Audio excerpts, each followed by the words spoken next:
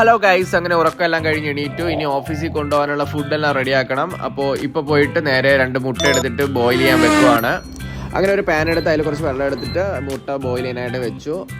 ചപ്പാത്തിയും ബ്രെഡും റോസ്റ്റ് ചെയ്ത് കൊണ്ടുപോകണം. ചപ്പാത്തിക്ക് ഉള്ളിൽ റോബസ്റ്റ് പഴം വെച്ചിട്ട് റോൾ ചെയ്തിട്ടാണ് ചപ്പാത്തി കൊണ്ടുപോകുന്നത്. വേറെ കറിയൊന്നും കഴിക്കുന്നില്ല. അപ്പോൾ ചപ്പാത്തി ചൂടാക്കാൻ വെച്ചതിന് ശേഷം വർക്കൗട്ട് ചെയ്യാൻ പോയി.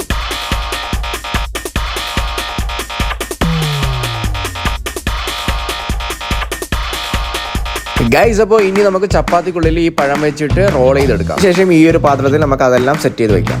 അതിനുശേഷം കുളിയെല്ലാം കഴിഞ്ഞ് റെഡിയാകാൻ പോവാണ്.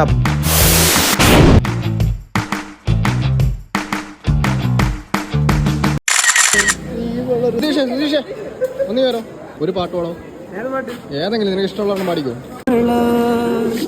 കനവുകളാൽ കയൽ വിരിയേ